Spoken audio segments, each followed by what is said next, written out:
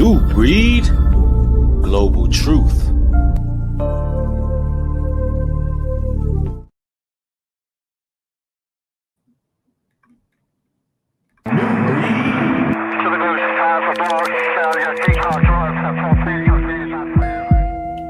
They working against us. They hate our souls. They hate us. They hate our righteous indignation. They hate the exhortation that dwells in us.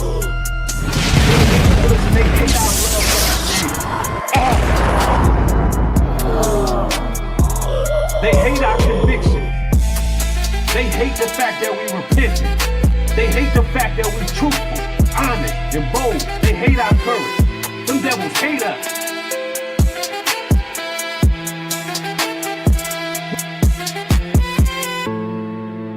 We're not finna line ourselves up with these weirdos and freaks. With these weirdos and freaks.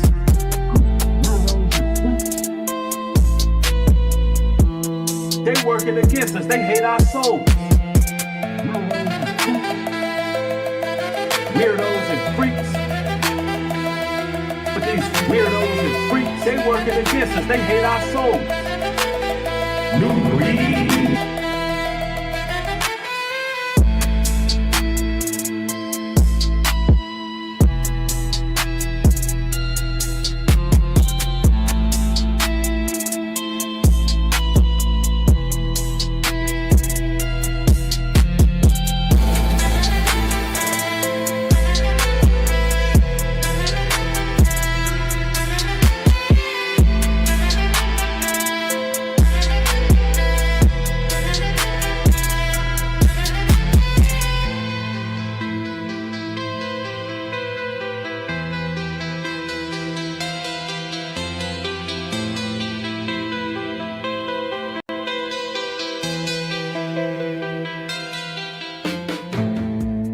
Ephesians 6:10. Finally, my brethren, be strong in the Lord, and in the power of his might put on the whole armor of God, that ye may be able to stand against the wiles of the devil. For we wrestle not against flesh and blood, but against principalities, against powers, against the rulers of the darkness of this world, against spiritual wickedness in high places. Wherefore take unto you the whole armor of God, that ye may be able to withstand in the evil day, and having done all, to stand. Stand therefore, having your loins girt about with truth, and having on the breastplate of righteousness, and your feet shod with the preparation of the gospel of peace. Above all, taking the shield of faith, wherewith you shall be able to quench all the fiery darts of the wicked, and take the helmet of salvation, and the sword of the Spirit, which is the word of God, praying always with all prayer and supplication in the Spirit, and watching thereunto with all perseverance and supplication for all saints.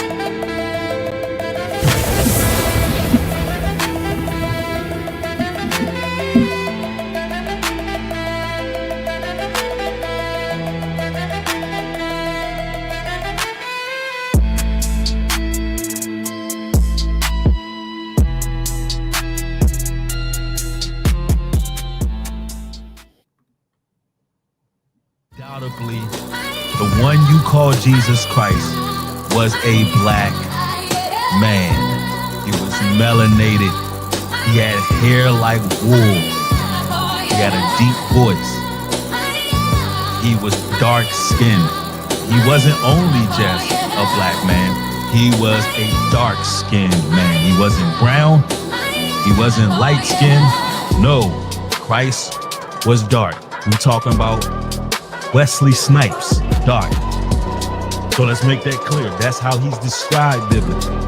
I don't know who this character is that they put up, but clearly the Most High God ain't happy with it. What my man Sizzler say? We serve no white God.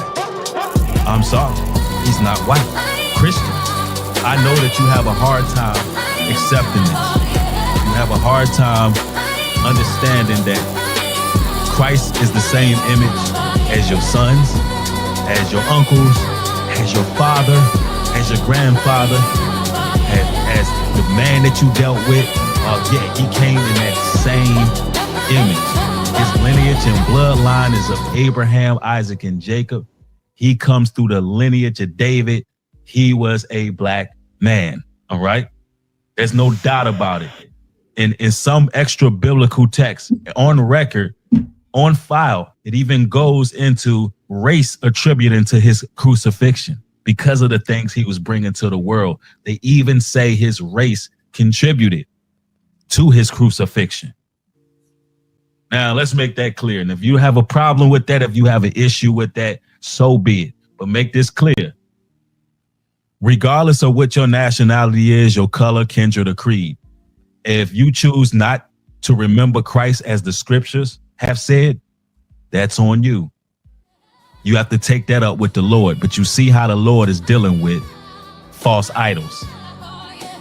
Are you children of Israel? We are the biblical Israelites. Let's shine our light on this entire world and let them know that we're not standing for these 2/3 and their evil intentions for us.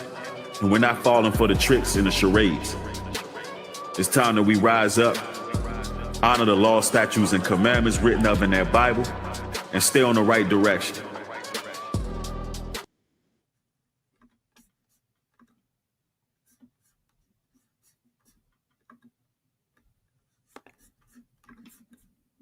Day to combat crime and to improve public safety. And it's working. Not one person here today will claim we have solved all crime in Chicago, nor can that be said of any major American metro area. But calling the military into a U.S. city to invade our streets and neighborhoods and disrupt the lives of everyday people is an extraordinary action, and it should require extraordinary justification. Look around you right now. Does this look like an emergency? Look at this. Go talk to the people of Chicago who are enjoying a gorgeous afternoon in this city. Ask the families buying ice cream on the Riverwalk. Go see the students who are at the beach after school. Talk to the workers that I just met taking the water taxi to get here. Find a family who's enjoying today sitting on their front porch and ask if they want their neighborhoods turned into a war zone by a wannabe dictator. Wow, wow. What's going on, everybody?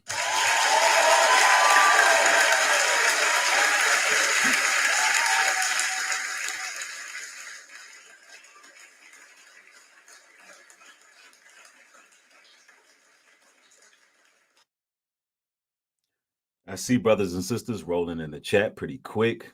I see Yin Devin in the building. Dublin Fitzpatrick's in the house. Laura Love is in the house. Jewel King. Man, I want y'all to do me a solid and hit that like button on y'all's way in. All right? Because this one right here is going to be pivotal. It's going to be a lot of information, a lot of truth, and there's going to be a testimony from my brother Dre Static, a military veteran. And I've been discussing this with a whole lot of brothers behind the scenes. And there's a few things that come into mind to what's truly happening.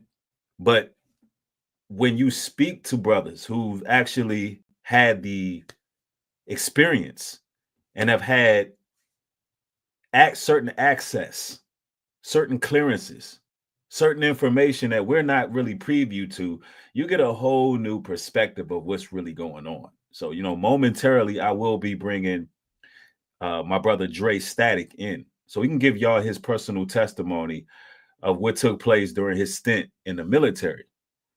And some of the things he's going to tell y'all is going to catch some of you all by surprise. And we're going to really understand what's happening today, right? And, I just want to say this because I've been doing my research and I will be bringing the brother in momentarily. As you can see, Chicago's mayor is saying that this isn't needed, that the National Guards don't need to be out there.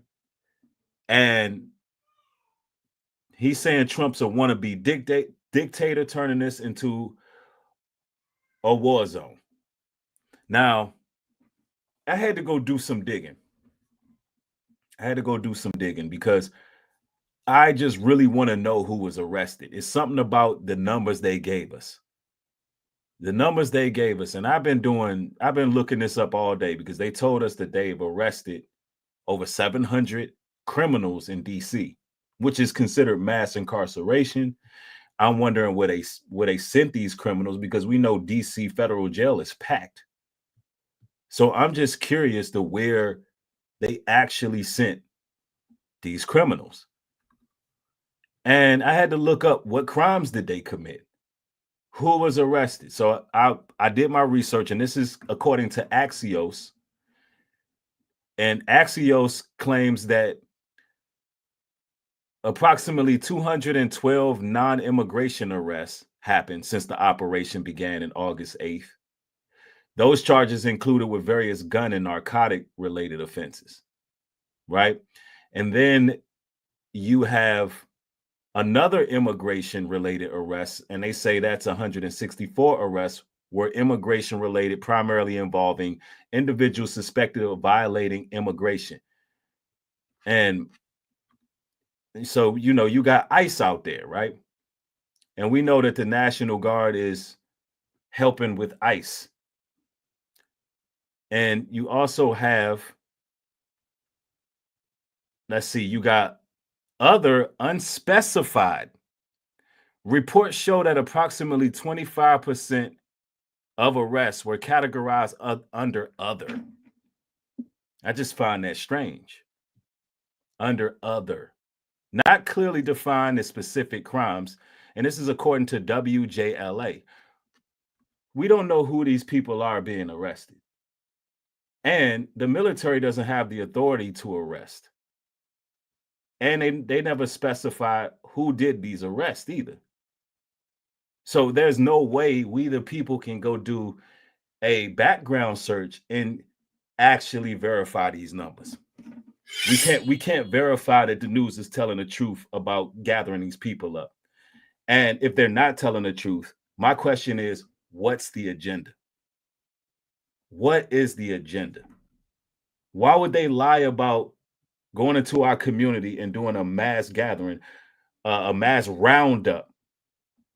Unless there's more to it. Maybe there's some programming going on.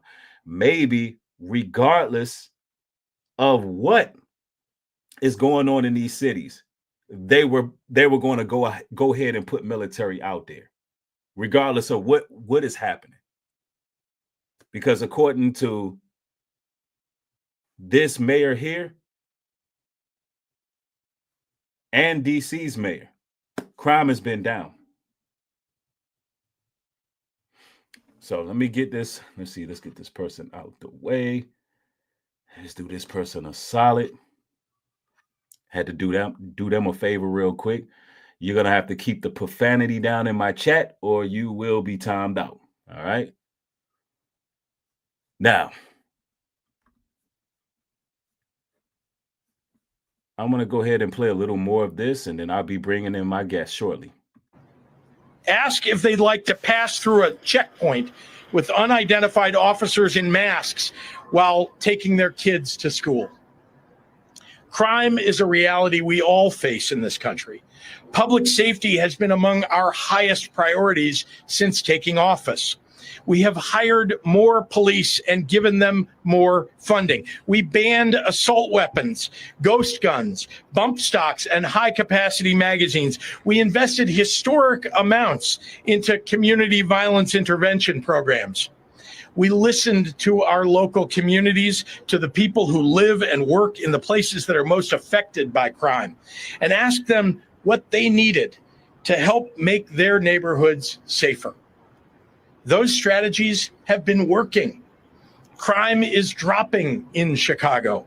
Murders are down 32% compared to last year and nearly cut in half since 2021. So the question is, ladies and gentlemen, why? Why are they deploying the National Guards? And I want to bring my brother Dre Static in because he's a military veteran and he had an interesting experience in the military that may be able to help answer why they're doing this, and is this something that is predestined to happen regardless of what the crime rate is? That's what we want to know. You know what I mean? And I'm going to bring my guests in with no further ado. Hey, what's going on with you, brother? Peace and blessings Peace, to you, fam. Let's peace, get it, family, brother. peace. Yes, sir. Let's get that warm welcome, that embrace. Yes, sir. All right, can you hear me? Yes, sir. You're loud and clear. All And right, it's a blessing to have you on, brother. So, right. It's a blessing to be on. absolutely. So, I wanted to ask you first and foremost, what position were you in the military? And if you mind listing off your rankings, and then we'll get into the nitty gritty. Okay, so first off, as you guys already know, I'm Dre Static. I was in the Marine Corps. I was a Marine. I'm a Marine Corps veteran. Um, I was a 0631, a network administrator, and the highest rank that I reached was Lance Corporal. Um, and I actually got out as a private first class. All right. So this hmm brother is pretty experienced. And a little bit about your stint in the military. What was your experience there? How, what, first of all, what made you take that course and in the first place? Well, at the time, I was just going through a lot. I was living with my mom. We got evicted. Things were rough, so, and not to mention my recruiter kind of kept harassing me about it, you know. Um, for some reason he didn't want to talk to anybody else, but he selected me like out of the crowd. You would be perfect for this. So, eventually when things got really rough, I didn't have any direction. Um, and it was just one of those things where if I didn't go, it seemed like, I probably could have ended up in prison or possibly dead. So, I just took that course of action because it seemed like the best thing to do to get myself out of the situation and, just set myself up for success in the future. Absolutely. And that's completely understood. And that's very noble of you, man. You seen that, you had to do something and you got up and did it. And, Right. I'm sure that was a blessing to your family. Um, Thanks. so yes, sir. So upon arrival in the military, what was your first thoughts in that newfound journey of, I'm out here, I'm on my own, um, you know, and I also want to ask, what year was it and what state of conflict was the country in? Because the states is always in some type of conflict with another country. What was Right. it like when you joined? So I joined in 2016, and it's ironic because we're talking about Trump's presidency today. That Hmm. was during his first term when all of this happened. But the overall experience, I mean, I can't say it was too bad because it opened my mind. A man that traveleth becoming a wise man. So traveling outside of everything that I was accustomed to opened my mind. So that was a good thing. During that time, I think the Iraqi freedom was just kind of dying down. It was the end of Obama's term, the beginning of Trump's first term. So, uh, Mm-hmm.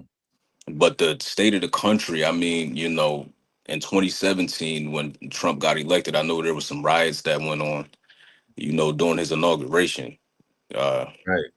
right. So, the country was in conflict because of Trump's original, election. Absolutely. So, and this was under Trump's first administration. So that's quite interesting. That's a great segue, actually, because during his first administration, hmm we talked behind the scenes about some things that you was experiencing coming from, I believe, your corporal. Was it, what was it called? Your who was ahead of Uh, you at the time? so yeah, just everybody, my Okay, sergeants, my corporals, sergeant. my staff sergeants, gunnery Okay, sergeants, just the whole staff and, just my whole right, leadership. right. Mhm. So your leadership under Trump, you know, what Right. what was that like? What type of I would say, what type of directives were y'all getting from what they call a commander in chief down to what you were experiencing? What type of, because it wasn't much conflict. You had the Iraqi thing where there's always something going on there. But Right. were things starting to lean more towards internal, what's going on in the country, opposed to what's going on out of the country? I mean, yeah, and I guess I'll just go into, my experience that correlates with today, you Yes. know. So we were sitting in the shop one day. We just got back from, I believe it was a field op. We do a lot of field ops, training exercises in case we do have to deploy. Um, and the riots happened, the inauguration riots, Mm. and so the question came about, what would we do if we were deployed to the states and had to detain U.S. citizens?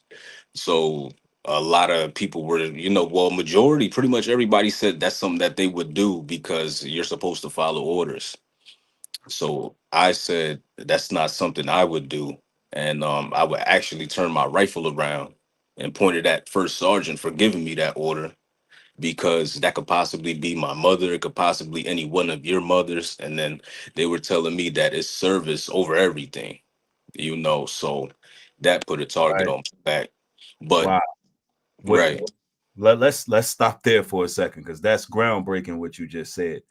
All right, so they said the word detain.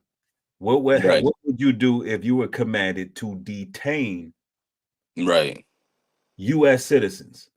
Now, I don't know if you're familiar with this term. I'm pretty sure you are, but divergent. Because from what I'm hearing from certain individuals coming from, other veterans that I spoke to that are in the National Guard presently, they're saying that they're sent to be divergence, which is pretty much, I guess, it's a fancy way of saying that, just in term intimidation, to try to defer citizens from right, doing anything. But what's so odd about it is that we got this gray area where we don't know who arrested these alleged 700 people. And right, it's almost like under the shadows somewhere, they didn't give authority for them to actually detain. And we know that's completely against the Constitution. But right. let me go here with it. Let me pivot here. Hmm. So when this was brought up, the response from other people, how many people would you would say was in the room, and what was their responses? Were they eager to just serve, no questions asked? Did anybody think that was a strange scenario to bring up? What was that like? Because we know a lot of U.S. citizens don't want to turn on their family or have to detain anybody from their own community. So how was that Right. atmosphere? Um, well, you had the gung ho people, and then you had, like, I'm not gonna say his name out loud or on this platform, but one of my staff sergeants said, well, if he had the opportunity, he would want to shoot. He would want to open fire if necessary. But a majority of people just agreed, without a second thought, because one thing in boot camp that they teach us is that discipline is instant willingness and obedience to all orders. So and it's just repetition, repetition, repetition. So that's drilled in your head from the time that you step through the doors. So a lot of people didn't second guess it. I was the only one that did, and it was Yeah. about a good maybe 20 to 25 people in my shop at the time. Wow. So this is groundbreaking, because we can see that there was a lot of predictive programming on various movies and films, and from what you're telling us right now is that they already had this hypothetical situation, that we're going to use the word alleged, because you know it seemed that it was planned, but it was brought to you in a very hypothetical sense. But Right. at any point during that conversation or your stint in the military, did you believe that that could somehow become a reality based on some of the things that were happening around you? No, because I just thought it was a hypothetical question. It was just normal shop talk. And so at that time, I just thought, oh, we're just chatting it up, and I'm just voicing my opinion on it. I didn't think anything of it. But leadership corrected you and said, no, well, we command you to do that, you're gonna do it. Right. So you Right. pretty much failed the test. And Right. after that, there was some targeting that took place. Would you like to give us the series of events that tells you that it was some type of targeting going on after that? The fact that you wouldn't be used against your own citizens. Right. So after that, so to preface it, I was stationed in Japan. Now, when you're stationed overseas, the rules are a lot stricter than being in the States, because if something happens, like if a Marine does something, a DUI or, anything, gets into a fight, it's not just a normal incident, it's an international incident. It becomes international news. So the rules are a lot stricter, Right. so there's a tier system when it comes to drinking, so Yeah. I was already on tier one, which allowed me access to drink, on base, off base, whatever the case is. Right. Tier two, you could drink on base, you just can't drink off of base. And then tier three, you can't drink um while on base or off of base. So what ended up happening was, because I was pretty new to the island at the time, I went out to a party, I came back late, we have a curfew. I came back a few hours late. I didn't know my way back. I was new and my phone died. So I finally found my way back.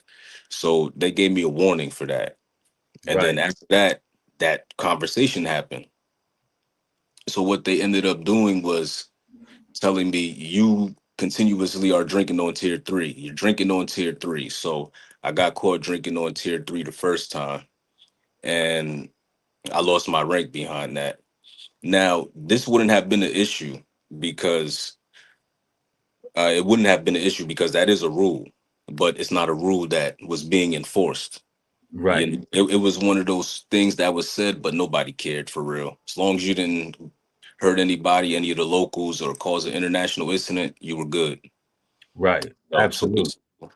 right. So And so it was others who were pretty much doing the same thing, but you got exactly. singled out. Right. Okay, understood. And since then, could you expound on any other scenarios that may have taken place where all right, they've already taken a rank. Um, Right. you know, what's next? And all right, how something else is going on where I think these people may be trying to, get me out the way because I don't agree with the agenda. I don't agree with, you know, the direction that the military may be going at this point. Right. Well, well, there was a lot of things that took place. Actually, there was that. And what ended up happening was they continued that until I got separated. So they couldn't say, we disagree with your opinion, so we're going to separate you. Right. They used that to say, okay, we're going to have to separate you because you show patterns of misconduct. But the other thing that happened was, overseas, there's a thing with triple C's, a cough medicine. So that was a really big deal. So they accused me of selling triple C's to children, which I had nothing to do with that. So what ended up happening after they accused me of that, they set up an incident, like you said, street theater. I didn't know anything about this or any knowledge of your channel until afterwards, but you made me understand what was going on. So I was with these two guys. They were in the store taking triple C's, and I didn't know these guys. I just met them and I was just talking to them, chopping it up.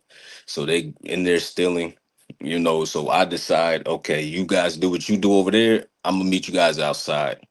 So as soon as these guys come outside, they arrest all three of us. Actually, there was four of us, but they arrested all of us. And then, to sum it up, I had to fight, and the NCIS came and tried to tell me, look, take this guilty plea for something you didn't do. And I Mm, ended up fighting. I went up the chain of command and I ended up winning, but they thought that I right. would fight back and I would just take the guilty plea and I would have that on my record.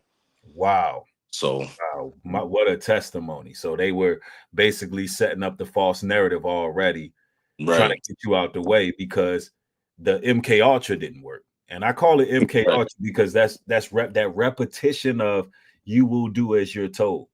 You will do as you told. And Mhm. if not, we don't have no use for you. And I'm gonna go backwards just a little bit, then we're gonna move back forward. When you Okay. joined the military, was it a lot of inoculations going on, like uh, a lot of shots? Was there a lot of shots around 2016, 2017? Shots as far as like just like Ne- shooting. no, needle shots. Like Oh, I yeah, mean, well, I don't know if you know much, but like everybody who joins, they just line you up and give you a bunch of shots from the time you walk in the door, you know. And I was always curious, like, what are in those shots, you know? Because, like they said, they want people who just blindly follow orders. So I'm curious if there's something in there to right. just, you Yeah, know, yeah. yeah, But I'm thinking, I mean, they do a lot of brainwashing techniques, and right, and they do things that affect the psyche. And so I just wanted to go there, pivot there for a minute, because it's a miracle that you wasn't programmed by the military, and right, you was able to take, see the moral fallacy in engaging U.S. citizens. Like, why would we right. be detaining U.S. citizens? We're military. We're designed to To go to war, protect. to go to war in other countries and protect the U.S. citizens. And weren't there oaths that you had to take to say that that's what y'all's purpose was to protect the citizens?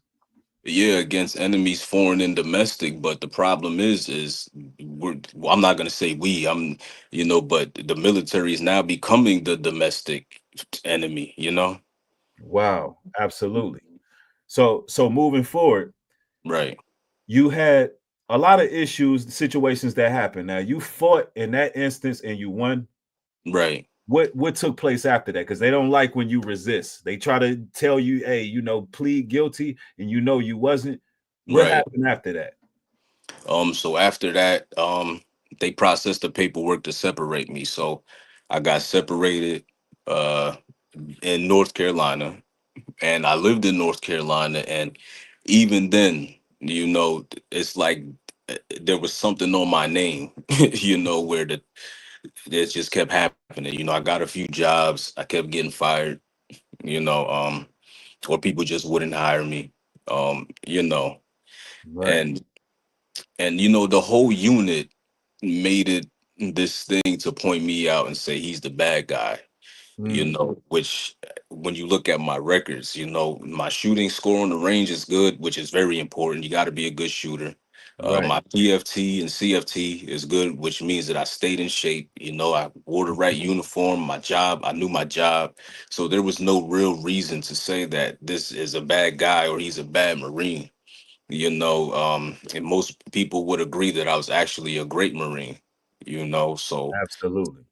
And you believe that the stigma that they placed on you was a direct correlation to what that hypothetical situation that was brought up. Absolutely, because before this, I was on the board to be meritoriously promoted. So, and like you got to understand, they plan things out prior, way beforehand when Hmm. it comes to stuff. So, in their mind, they're thinking, okay, he's a meritorious Marine getting ready to be promoted to corporal. So now he's going to be in a position where he's not just going to be taking orders, he's going to be giving orders. Yep. If he decides to stay in for another 4-year term, he's going to be in a position to where he gives big orders. Mm, So 8 years from that point would be now. So imagine if I'm a master sergeant and I say, wow. we ain't doing that. That they're saying we're going to deploy the National Guard, we're going to deploy the Marines out to, and I'm have the authority to say no, we're not. Right. So they're saying, so in their mind, they're probably thinking we got to get him out of here now, because if he Wow. gets promoted to a certain point, he'll have the power to make certain decisions. Absolutely. And Mm, that's very interesting because you know people don't quite understand that there's always somebody in that position that can stop certain things from happening. And Right. them removing you, I believe it was truly very tactful on their end to make sure that you wasn't able to have a voice. I truly believe that. And Right.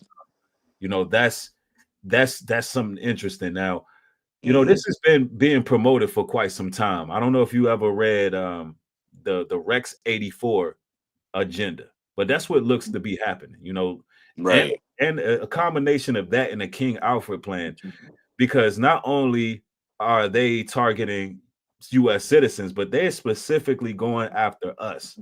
Once you, Right. and when I say us, I mean the black community, right?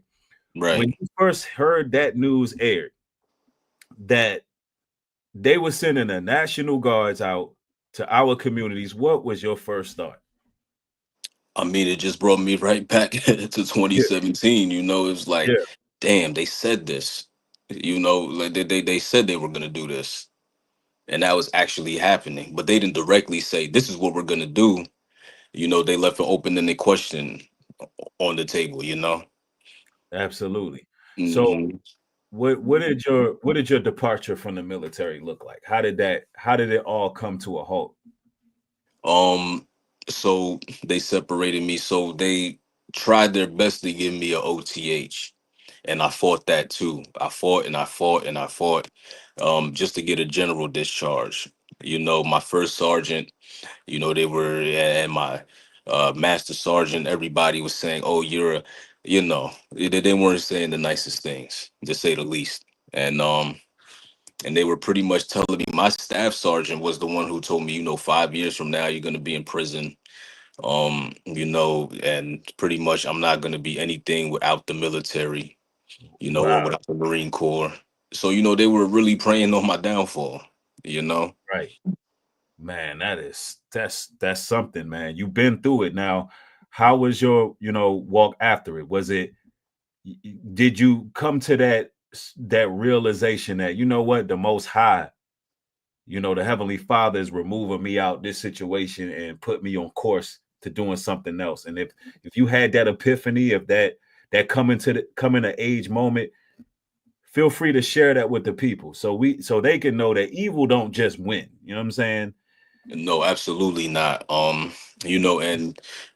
definitely the Most High, that was, even though they did that for my bad, or to try to make a bad situation for me, Hmm. it ended up being good, because when they said that I had an alcohol problem, that was true. I feel sorry for the people who stayed in, because they still have an alcohol problem. The ones they didn't target, they still have a problem. Pretty much a majority of the military has an alcohol problem. So them targeting me made me take my sobriety serious. You know, Right. um, I ended up getting out. I was homeless for a very long period of time. Um, and I ended up getting my life on track. So I had no choice but to come to the Most High, because I wasn't getting hired for jobs. I wasn't able to find housing. I got my own place now. Right. So like life is a lot better. Like that bad situation made a better, you Right. know, uh, for me. And I follow my purpose now, and my true passion. Well, let me And, let me yep, and we're gonna get there too, to your true passion as well, so you can right. put on for that. But I wanted to ask you, during that moment where you were first, leaving the military and you were having a hard time getting a place. I'm just wondering how, when you didn't get dishonorably discharged, so you No, were still, just being a military veteran with such a high rank. It right. just points to me of some type of target and some type of gang stalking, because how is it being a respected, being respected military personnel leaving, having such a difficult time? And I'm going to ask you this: do you believe it was some targeting going on even after leaving the military, or have you seen this happen with other uh, people? I mean, well, I was definitely targeted afterwards, but they do it in such a way to where there's always plausible deniability. There's no, oh, this person is doing this, and they're, So I did get a few jobs. I got fired from every last one. When I got out, I got a place with a roommate. Things were going good. I lost my job, and just things went left after that. So every time I attempted to go get a job, I would get a job, and then I would be fired. And then I decided to move back home. And that was even worse, when I got home. And what Right. ended up happening, which was my mistake, I decided to hang with my old friends. And that was just a mistake. I got caught up with them, which I believe that was a setup in itself. I just gave one of them a ride like normal. He Yep. just happened to have a bunch of drugs in the car, you Oh know. So I ended up fighting that case and winning, and I ended up catching another one for something that was completely my own doing. But everything that happened afterwards, it just seemed as if it was being like choreography. It's right. like Absolutely. And that's how it goes. They will definitely set up these snares and traps, especially when they see that you're one who can't be controlled. And they start this community profiling. And they'll have a whole dossier on you. When you join the military, already they have that dossier on you. So they know certain things. And once they seen once they tested you in every way they can, and they like, hey, you know what? We look at this person as someone who's a potential threat to the establishment. Not meaning you're a threat like you're gonna go do something, but the right, fact that you still here, living, breathing, moving strong, and now you are on this platform actually right, giving a lot of confirmation to the viewers because right, people think that these things are just happening out of nowhere. Listen, if crime is down in these cities and still nonetheless they're deploying the National Guard, better believe they already plan to do that anyway. And y'all got right. to keep in mind this happened during Trump's first administration. So there were already murmurs going on. So, hmm and I wanted to ask you, when you leave the military and it's not dishonorable, is it anything that they do for you to help you transition back into society, or just like, no, we pushing you out the door here, take a medal, get moving? You know what I'm saying?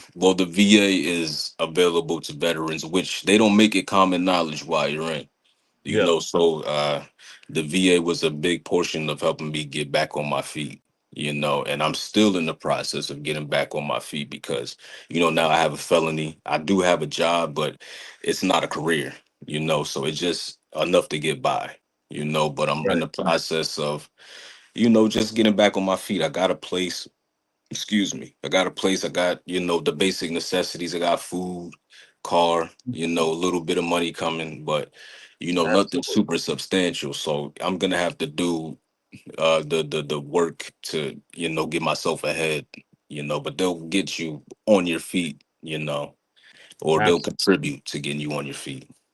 Absolutely. Well, that's a blessing. And man, you have a powerful testimony, brother. And what you've been through and the information that you was able to give us today is very valuable. Um, Mhm, and I just want to go a little bit into some of the logistical stuff. I'm not going to take up too much more of your time, but mhm. some of the tactics that you see going on in the streets right now with the National Guard, is any of that look familiar based on your training? Like, have you seen, is this, in your opinion, some type of act of war or some real engagement, like based on your training, based on what you've seen in the field?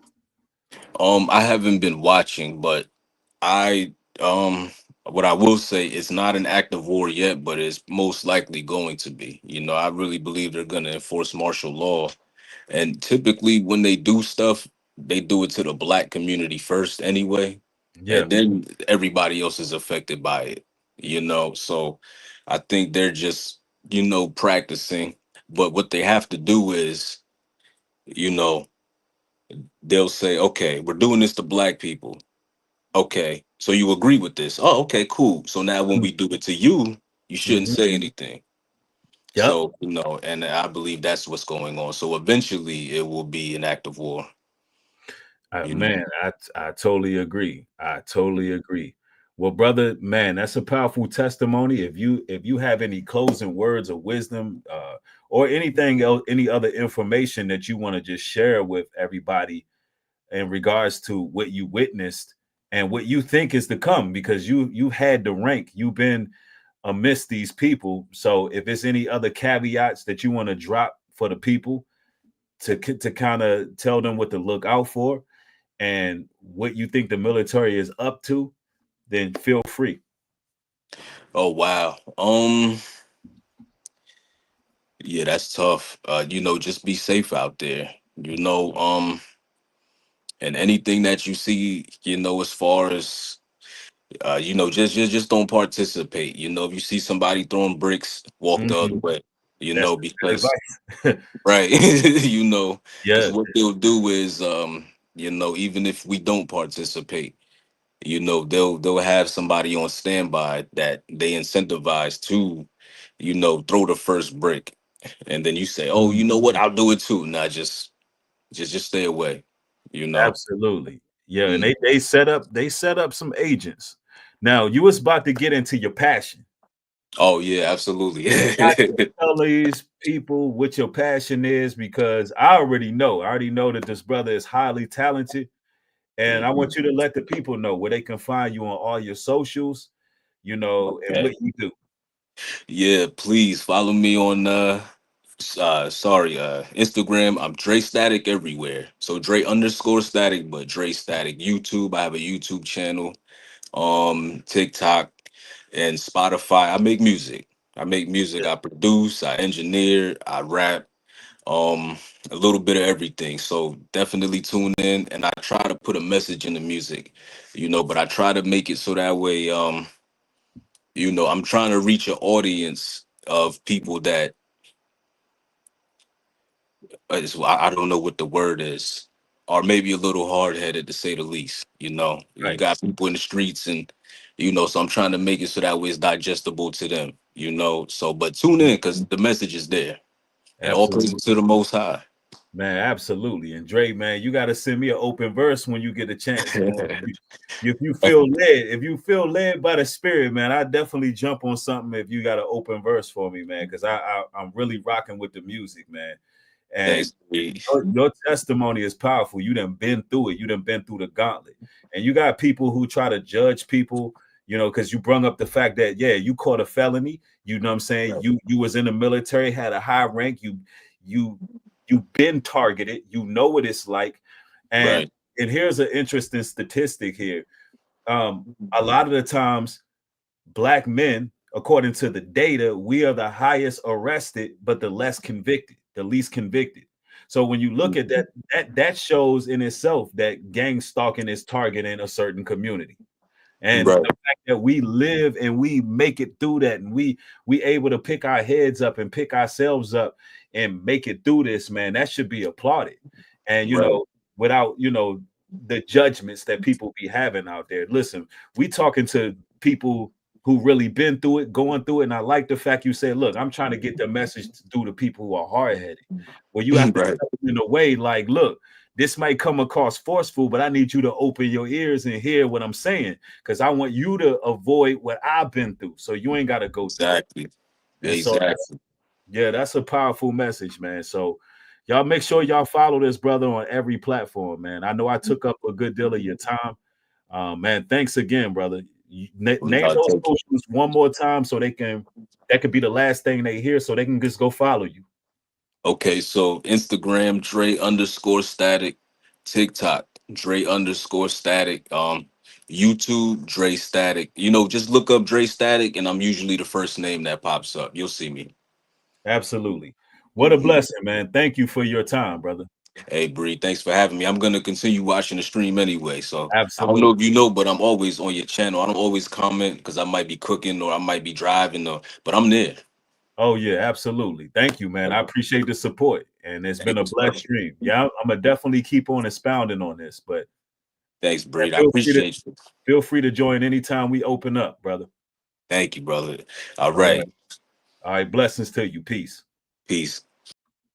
Yeah, man. That's what it's about right there, man.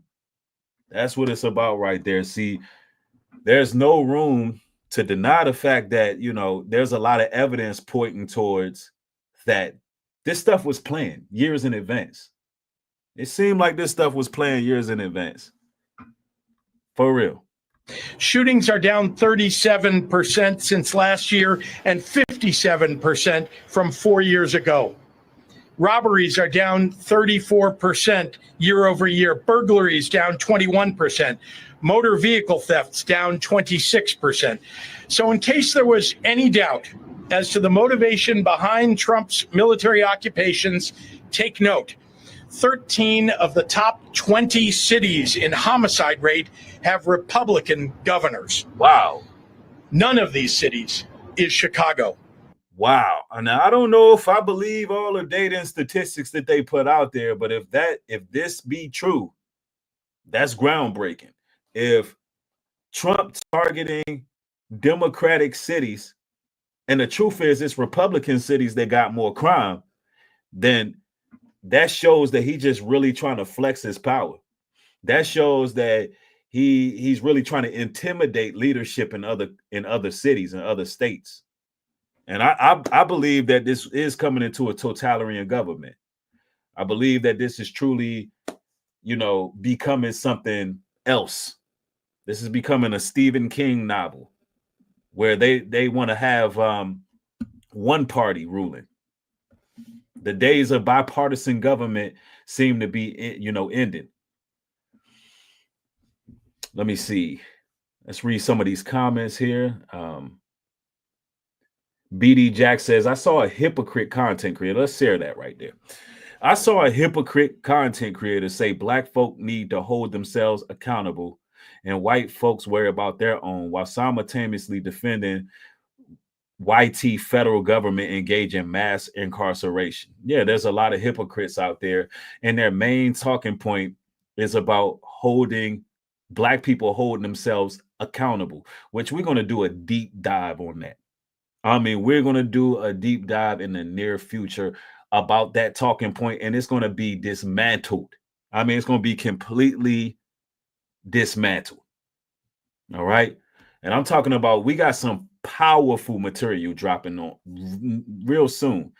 And, you know, but this is what the hypocrites do. You know, they defend these acts of war, you know, but they want to claim that we need to hold ourselves accountable, but they can't tell you how. They can't tell you how we can hold ourselves accountable. But we're gonna do a deep dive on it. I'm not gonna go too far into that now, but it is what it is. You know, how could you ask a group of people? How could you ask the group of people who was enslaved by some people who never held themselves accountable for us to hold ourselves accountable? How could you call the ones who was placed in captivity, hold them accountable, but the people who did the atrocities, the people who committed the vicious attack on our people, the people who haven't repented, they don't need to hold themselves accountable? I want y'all to ask yourself, what kind of solution is it to continue to hold the people accountable who are a product of your wickedness? That's what you call hypocrisy. That's like a thief telling somebody not to steal. That's like a known thief saying, y'all need to stop stealing. I'm telling you, it's hypocrisy, right? But let's go.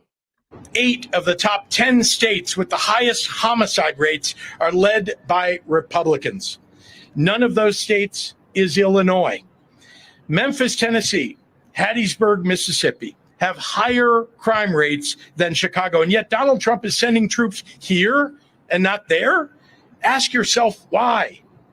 If Donald Trump was actually serious about fighting crime in cities like Chicago, he, along with his congressional Republicans, would not be cutting over $800 million in public safety and crime prevention grants now. Let's talk numbers. Why are they cutting over 800 milli? Oh, we're going to have to verify that. I need sources. Did Trump really just cut 800 milli?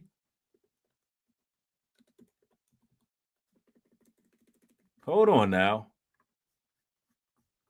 But they got the resources to send military. $1 billion in public safety and crime prevention. 800 million in public safety. Oh, I got to fact check that. Somebody lying, or somebody telling the truth, and somebody telling the truth. Hold on real quick.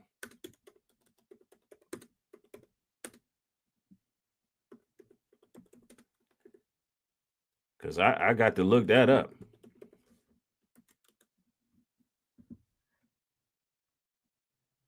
Yeah. In April 2025, the Trump administration rescinded over $800 million in federal grants aimed at crime prevention and gun violence reduction programs. These cuts affected hundreds of local and community base. And this is according to Giffords. Yeah. That be true. So guess what? It's a fact. It's a fact. The mayor ain't lying, but he got the resources to send military to all these major cities. But they ain't got the resources to find all these missing children. They ain't got the resources to find all these missing women. They ain't got the resources to shut down these PDF file websites and software and everything else they got going on. GFS. Thank you for the support. He says it was that big, beautiful disaster bill. Exactly. Wow. Yeah, they out here trying to build. Yeah, especially somebody said, Robert Wood said, especially for those so-called sanctuary cities. Exactly.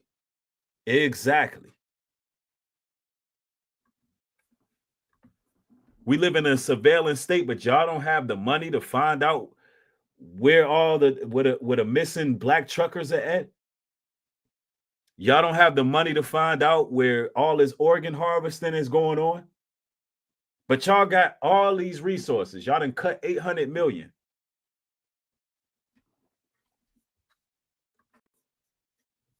Prevention grants nationally, including cutting $158 million in funding to Illinois for violence prevention programs that deploy trained outreach workers to de-escalate conflict on our streets. Cutting $71 million in law enforcement grants to Illinois. Direct money for police departments through programs like Project Safe Neighborhoods. Wow. So this was, everything is telling me that all this was planned. And now that Trump got his second stint in office, it's like, roll it out. We have to roll it out now. Well, Trump, crime is down in these cities. It doesn't matter. Roll it out now. Especially after having that interview with Dre Static and speaking to other veterans behind the scenes. Something is amiss. Something ain't right about this. And I'm previewed to believe that every major event, every unprecedented event that takes place in America, all of it's planned. All of it's planned at least 10, 20 years in advance. Matter of fact, we can do a poll on it. Or we could just do it this way, the old-fashioned way. By show of ones, y'all believe everything, every major event that happens in America is planned. By show of ones, let me know. By show of twos, we reaching. It's all psyops, man. It's all psyops. They're gonna carry the plan regardless of what's going on, even if they have to manufacture a crisis. I want y'all to think about this.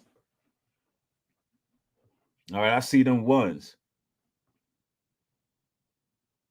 I want y'all to think about this. Think about the reason they started going into these cities. Some former Doge employee got beat up trying to stop a carjacking. The Doge employee nickname was Big Balls. Do that sound right to y'all? There just happened to be a former Doge employee in DC roaming the streets trying to fight crime. He gets beat up. A day later, they say a mob of teenagers were roaming the streets, wreaking havoc.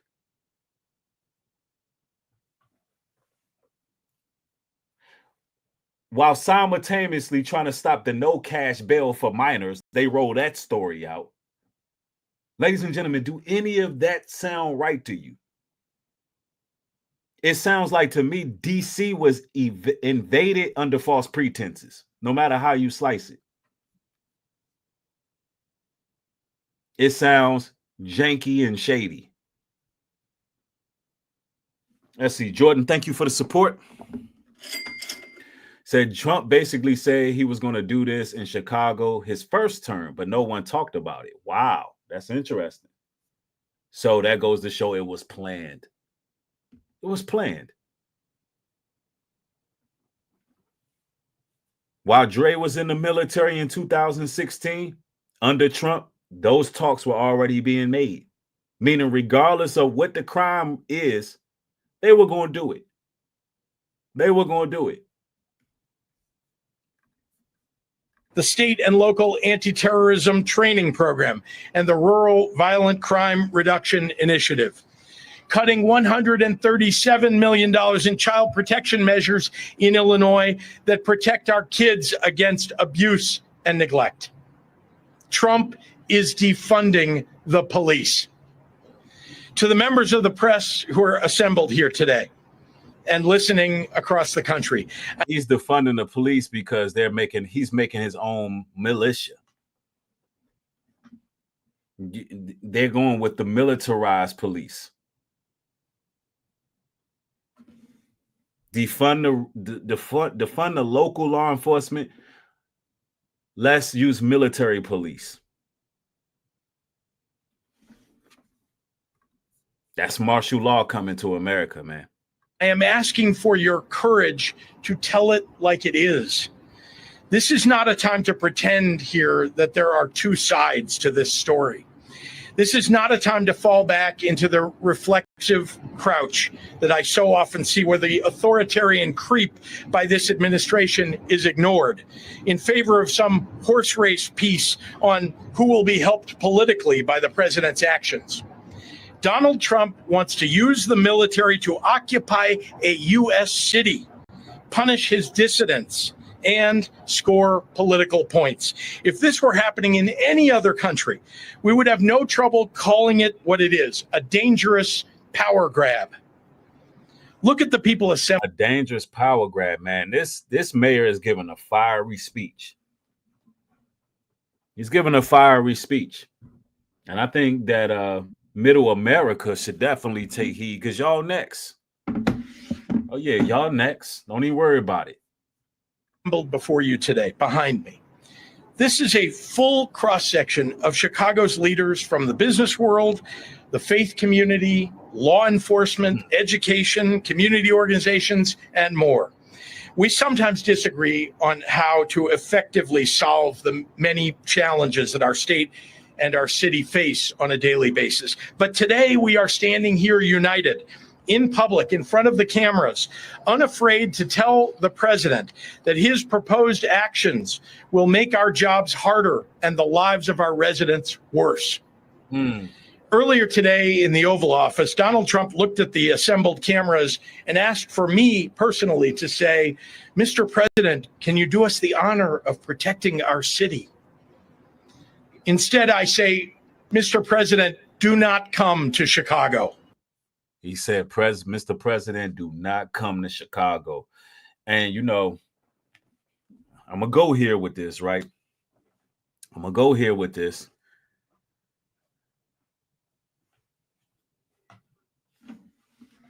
Based on these fiery speeches from the mayor as well as the governor, Chicago, it may be some drama in Chicago. It may be some drama. You know, if Trump pulls up with the military, I don't know. I don't know, man. It may escalate, and I think that's what they want. I almost believe that that's what they want. They want this to just escalate and just go left, so it could just be more going on. Somebody says drama everywhere. I'm talking about the type of drama we don't want to see. I'm talking about the type of drama where you need crowd control because you didn't started it, you didn't harass the wrong people, and it just goes down.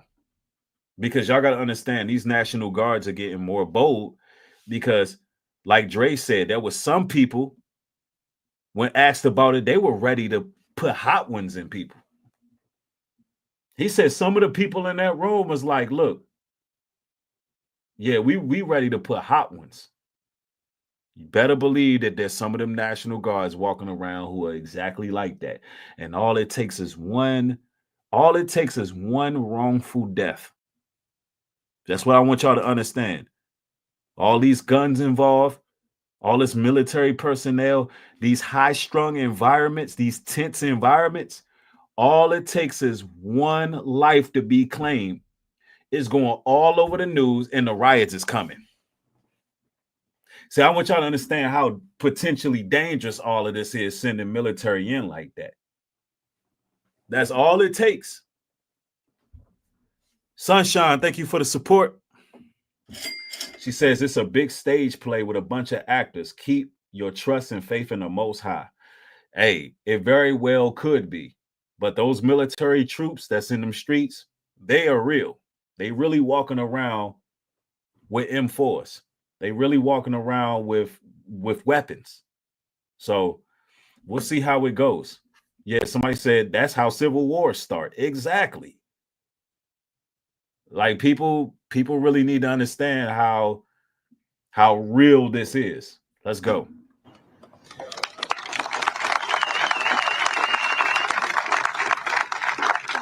You are neither wanted here nor needed here. Your remarks about this effort over the last several weeks have betrayed a continuing slip in your mental faculties and are not fit for the auspicious office that you occupy. Most alarming, you seem to lack any appropriate concern as our commander-in-chief for the members of the military that you would so callously deploy as pawns in your ever more alarming grabs for power. As a governor, I've had to make the Man, you got the Chicago governor saying that Trump just using the military as pawns. Heno Bless says, Newbury, real talk. We the Chicago people been preparing for Trump's nonsense. Facts. And that's facts in these streets. Right. I'm telling you, all it takes is one wrongful death and it's going to go down. And when you look at this, the disrespect that Trump has showed for the governor and the mayor, calling them incompetent and all of this, and the black, I believe he's a governor, the black one, he was like, look, y'all have to, he told the citizens to defend this state from tyranny. And he's not wrong. Essentially, he's not wrong for saying that because it's illegal. I don't know what loophole that Trump is using, but he was able to pull that in DC because DC is pretty much like sanctioned on his own. The president can take control of DC in some aspects because DC is what it is, the nation's capital, with a different set of rules. But him doing that in other states, they will be well within their rights to defend themselves against tyranny. And you know, you had the actual mayor saying that on TV, like, y'all, if they come, defend yourselves. So even if that's some boule, even if let's say the mayors is boule and they playing the game, this is what they want. They want a race war. They want to be able to come out there and put people down. They want anarchy. Babylon is falling. You know, I don't want to see none of this happen. I don't think this is good at all. But they want a race war. They want to see violence in the streets. That's why they antagonizing and setting up their soldiers. Let's go. Decision in the past to call up members of the National Guard into active service. And I think it's worth taking a moment to reflect on how seriously I take that responsibility and on the many things that I consider before asking these brave men and women to leave their homes and their communities to serve in any capacity for us. As I've said many times in the past, members of the National Guard are not trained to serve as law enforcement. They are trained for the battlefield, and they're good at it. They're not trained to arrest people and read them their Miranda rights. They did not sign up for the National Guard to fight crime. And when we call them into service, they did not sign up for the National Guard to fight crime. That's right. Problem, reaction, solution. They created a manufactured crisis. Crime was down. They came with a reaction by selling the military, and then they're touting themselves as the solution. And they're walking around, and it looks good on paper. It looks good to the citizens. They're saying, well, look, crime is down. You know, people think it's going to be some type of utopia after Trump has done what he's doing, but it ain't going to go down that way. We got to be realistic in all of this. It ain't going to be Pleasantville in America. Like you can kill that noise. You got really people thinking that like Trump is going to send the military to every major city, go to the black community, arrest all the criminals, and then it's going to be Pleasantville. We're going to be living like we in the Sims video game, and everything going to be clean. There's going to be no crime, none of that. And everybody's going to be happily ever after, living happy, and all the black fatigue disappear. That's crazy. No, more rights are going to be taken, and America's going to go into chaos. It's going to look like the damn purge out here, based on what I'm seeing. It's getting wild out here. Of course, we don't want to see, somebody said, well, I ain't going to acknowledge that one, but we don't want to see people, out here committing crimes, robbing people and carjacking and none of that. We are the real conservatives. We understand that type of behavior puts us in slave-like conditions because we're opening ourselves up to be under oppression when we commit crimes. We don't want to see that happen. But I don't believe this is the solution.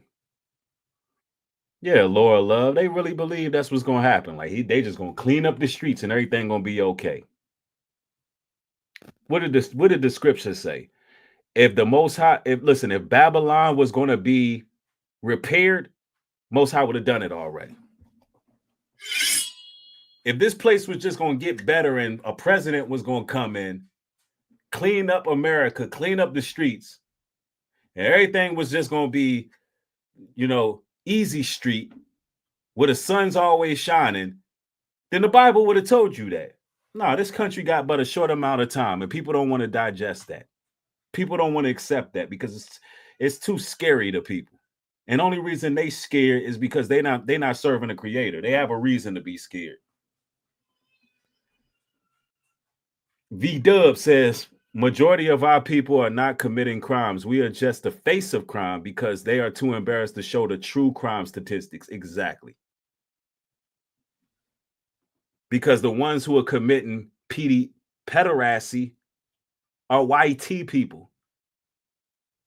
But they're not telling you that middle-aged YT men are the ones statistically committing real heinous crimes. That's according to the data, but they don't want to tell y'all that. Yeah, they doing the stuff that's going on in them Roman Catholic churches, but they don't want to tell you that part.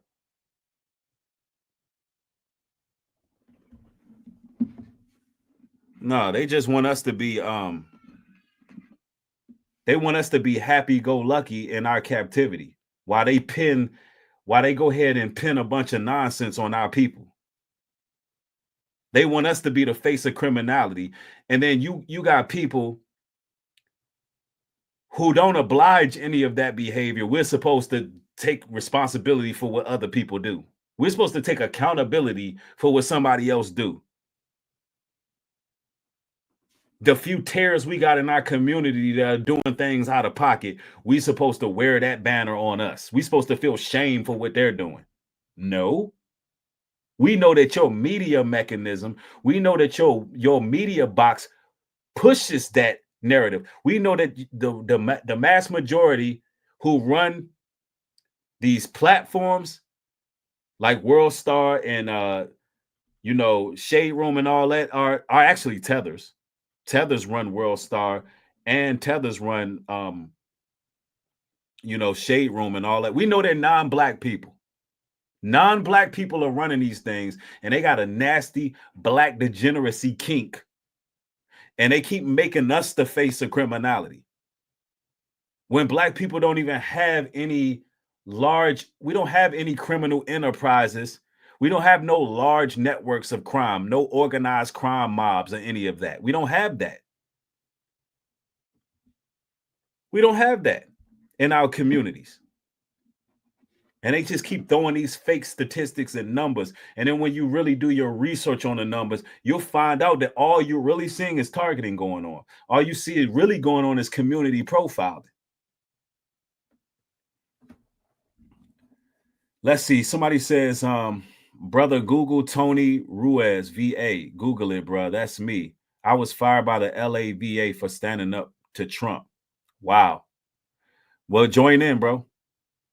Hit the link. Let's talk about that. Let's talk about that. Let me I'm gonna Google you. Tony Ruiz VA. Let's see.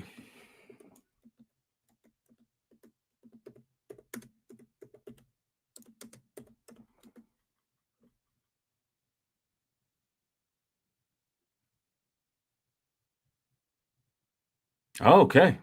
Yeah. Oh man, you definitely popped up. You are in the Democratic Party of Wisconsin magazine. You was on Fox 11, Los Angeles. All right, let's bring the brother up. Let's bring the brother up. I'm just going to read a little bit about the brother that's in the chat. See, you never know. He said he was on CNN. You never know who's watching your material. You just never know who is watching the material. And see, this is what it's all about. Yeah, he was on CNN. Let's see. I'm just going to read up on the brother. It says, Jesus Tony Ruiz, U.S. Army veteran, disabled U.S. Army veteran, worked as a veteran service representative at the Los Angeles VA. Wow, man. Wow.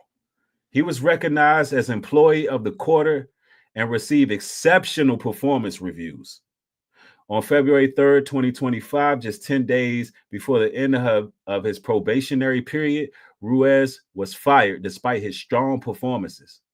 The termination followed his complaint about anti-DEI diversity, equity, inclusion emails sent by his department. Ruiz believed these messages was inappropriate for a VA environment. He describes being called a disgrace and told he is no longer a viable employee to the VA during a Zoom meeting with his superiors. Wow. Wow, wow, wow.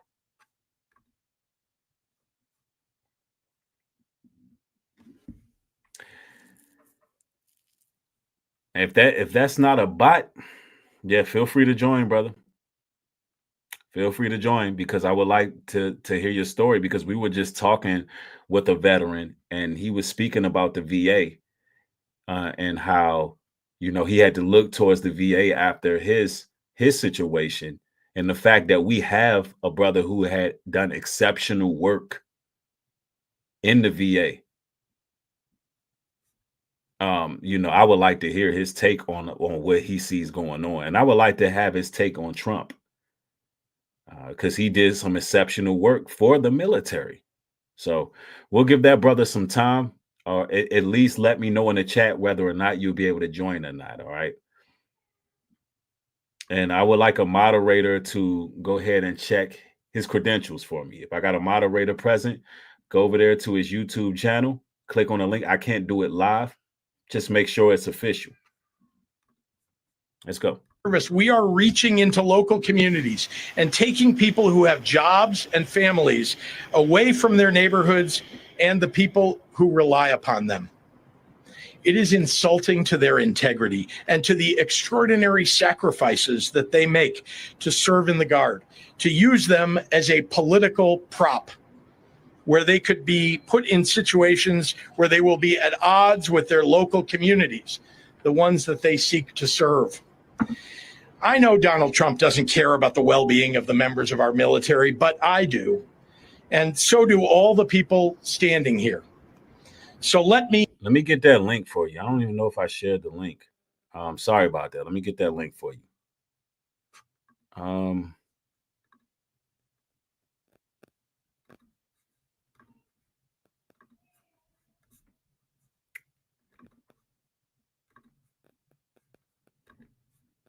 Somebody said this mayor is very brave.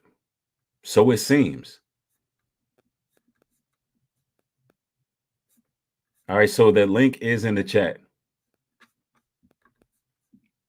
Speak to all Illinoisans and to all Chicagoans right now. Hopefully the president will reconsider this dangerous and misguided encroachment upon our state and our city's sovereignty.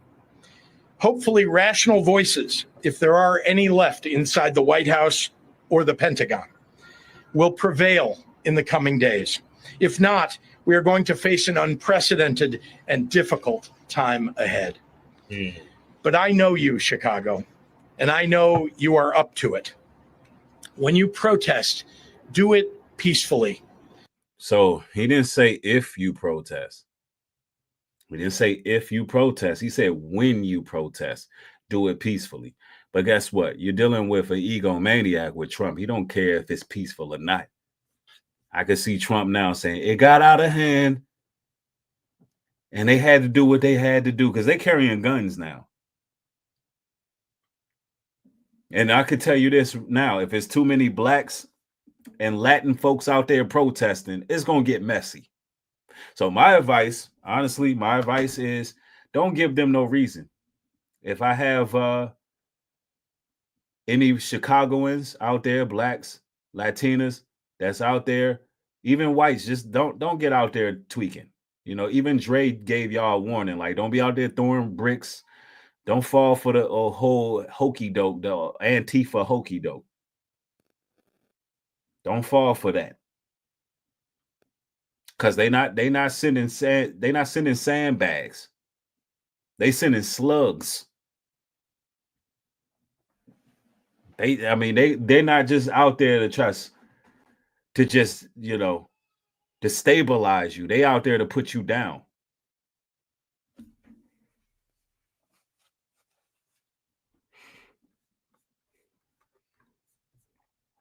Be sure to continue Chicago's long tradition of nonviolent resistance. And if the brother who was watching earlier, if you want to come on the show on your own time, oh, actually, I believe he entered. No, that's not him. That's Alonzo. But if you want to come and actually have a scheduled show, because I know you've been on CNN, you've been on a big platform. If that's really you, you know, you can reach me at, matter of fact, let me put my banner up. I haven't had it up all stream. You can reach me at Newbury404 on Instagram. Newbury404. Hold on, where is my banner? Get my overlay up. It's actually it's that one. So that's how you can reach me. The email is kingbreed404@gmail.com if you want to schedule an actual live stream where it's just a whole interview with you, then feel free to do that. I like to have you on the show because I've seen the name in the chat a few times, so I'm sure that you've been watching.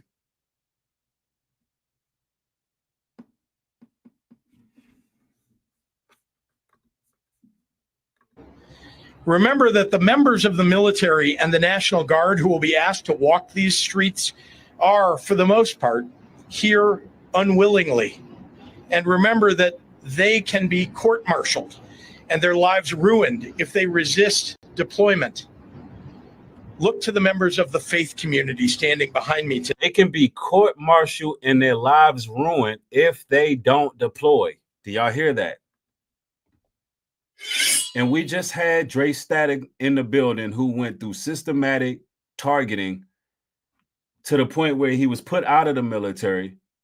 It was honorable discharge, but nonetheless, y'all see the consequences. Y'all see the situations that our family members could be in.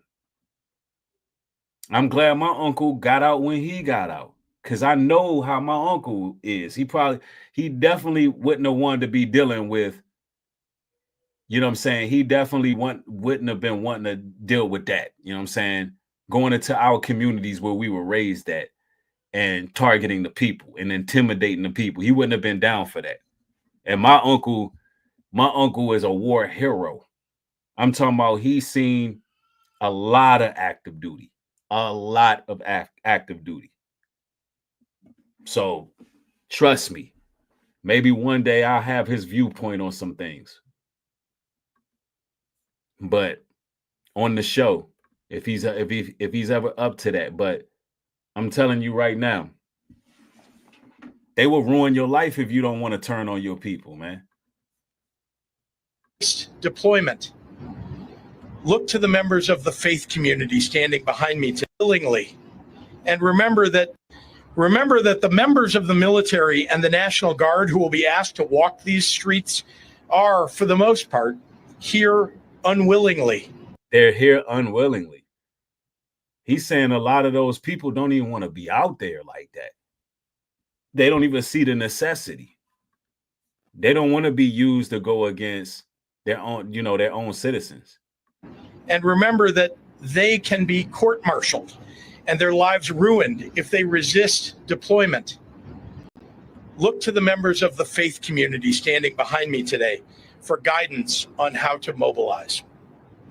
To my fellow governors across the nation who would consider pulling your National Guards from their duties at home to come into my state against the wishes of its elected representatives and its people, you would be failing your constituents and your country. Cooperation and coordination between our states is vital to the fabric of our nation, and it benefits us all. Any action undercutting that and violating the sacred sovereignty of our state to cater to the ego of a dictator will be responded to. Whoa, what do you mean, Bill? Whoa, hold on now. This is what I'm telling you. It might get spicy out there in Chicago. What does he mean it will be responded to? How? Y'all hear this? Nah, he talking different. Says check your DM. Oh, the rating I have. T to spill. Oh, all right, let me check that. Let me check that DM. Man, it's gonna get real if this ain't no troll right here. We get a lot of those, so I gotta be careful. Let me see.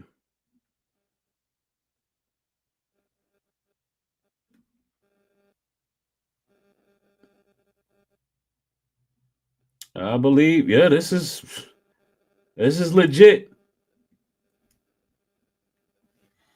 Like the shades? Anyways, hey, in The Godfather, they gave us a very important lesson. Keep your friends close and your enemies closer. If you guys Google VA, keep your friends close and your enemies closer. If you guys Google Tony Ruiz VA, you'll see a picture that got me to Washington, D.C. A picture of me and the VA undersecretary, which made me world famous. It made me a lot of money. Keep your friends close and your enemies closer. So I'm guessing he sued him. Hey, Tony, we got to bring you in, Tony. We can schedule a show because I know you've been on CNN and everything like that. I do got the DM. I can see that this is your official channel. Yeah, we'll set it up.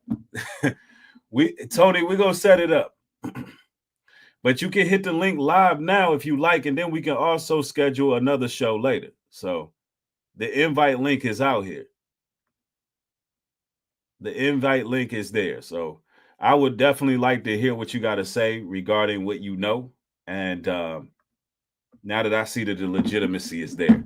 So the link is in the chat. Let's go. To cater to the ego of a dictator will be responded to.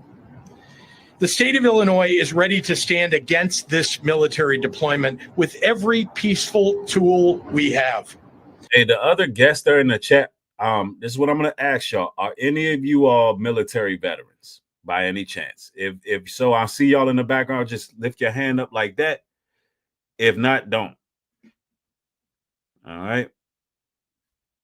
Yeah, because I was going to send an invite to all military veterans as well to kind of join. But perhaps we get a little bit of time. I'll let a couple of you brothers in. All right. Let's just hear what Chicago mayor got to say, because he's talking spicy out here, man. Look, we got to rewind because he said something that just caught my attention. He said it will be responded to. What does he mean by it will be responded to if he send a National Guard? He's talking about retaliation.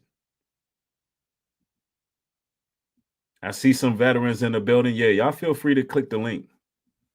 He said it will be some retaliation. Will be responded to. What? Our country. Cooperation and coordination between our states is vital to the fabric of our nation, and it benefits us all. Any action undercutting that and violating the sacred sovereignty of our state to cater to the ego of a dictator will be responded to. Y'all heard it. And we do have Tony Ruiz in the building. Tony was hold on real quick. What's going on, Tony? How's it going, brother? Hey man, I'm doing well. Just so you know, I'm not gonna show my face because of the fact that there is a lawsuit happening. Absolutely. But let me tell you one thing. You know Club Shay Shay, right? Yes, sir. I think you and I should do an interview because I'm gonna tell you what. I'm gonna send you pictures of me and Nancy Pelosi, me and Senator Schiff, me and Senator Padilla. And by the way, did you know that I have evidence about an assault that happened at the LA Federal Building that was covered up by the VA? I have that. Did you know that the reason why they fired me was because I reported the assault? And guess who assaulted somebody? A Trump supporter in LA assaulted an Army veteran who was disabled. But guess what? Because he was black, guess who they fired? The black guy, and kept the Trump supporter. I have all the evidence. I have the screenshots. Really? More importantly, guess what I have? What's that? I'm about to hook you up, man. Okay. Not only that, I have a screenshot that the U.S. Congress has this screenshot, by the way, that I'm willing to share with you on TV, where this Trump supporter put on a VA chat, a training chat, by the way. And by the way, if you're a VA guy, do you know the VA or no? Yeah, I know what the VA is. Okay. Yep. So I cut you off. Let me tell you what a death match is. You know what a death match is, right? A match to the death? A death match. So when a veteran passes away, unfortunately, we have the VA have to cut their benefits, right? Right. So guess what? What's I have that? a screenshot that I showed Senator Blumenthal. By the way, Senator Blumenthal, he knows me. Okay. I have a screenshot of a VA employee, Trumper, who put a GIF of Joe Biden saying the following: "Here's a death match that I'm looking for, LOL." And a bunch of people liked it. In other words, threatening the president of the United States, Joe Biden. And this screenshot was taken back in October 2024 during the election. In other words, a federal employee threatened our president, and guess what? He's still employed at the VA. And do you want to know why? He's a Trump supporter. Wow. I have this is like Club Shay Shay. And so, by the way, yeah. Like I said, I sent you a DM. I've been on Adam Schiff, Pelosi, the whole 9 yards. I'm suing the hell out of the VA. And more importantly, go to my channel, by the way. There's one video I want you to play. Okay. Go to my YouTube if you don't mind, right? Yep, I'm going there now. I want you to play a video that's gonna be about 4 minutes long. And by the way, your viewers are gonna love this shit. Okay. Right. Secretary Collins, this redneck piece of shit, right? He's the VA. He's a VA secretary, the new one, right? Yeah. If you play, so go to my YouTube channel and all right. look So your YouTube channel is under Tony Ruiz, right? yes. Okay. Now go to a video that says VA app. Just look for a video about 4 months ago that says VA app, and you're gonna see that I have a phone up, holding a phone up. And by the way, and they got a lot of views. It got a lot of clicks. That one in particular. Okay. And guess what I got? I got a threat from the VA saying, take the video down or we'll cut your benefits. And guess what I did? What's that? I called Nancy Pelosi, and within a week, they apologized to the VA for threatening me. Man, now, my advice to you, brother, is play that video. All right, I'm looking for it. I'm having a hard time locating the channel. You may have to put a link in the chat. If I got a moderator, post a link in the chat. Is there any asterisks in the name? So okay, remember the super chat that I sent you, Jesus UCSB? Is there any way that your moderator can go to that channel? Yes. Have him go to the channel and tell him to look for a video where there's a screenshot with me and a phone. Tell him, look for a video. And by the way, it's got thousands and thousands and thousands of hits. But in this video, I expose Secretary Collins for what he is, a redneck piece of shit who likes to fire veterans. And by the way, when you watch this video, brother, you're going to laugh your ass off. And the VA, let me tell you again, the VA called me and threatened me saying, if you don't take the video down, we're going to cut your benefits. Until I got Nancy Pelosi involved and they apologized. So, brother, I think you and I should schedule like an actual, like, in other words, like a meeting, like an actual interview where you can actually record me, because I have, brother, I was in DC. Let me tell you something. I was in DC,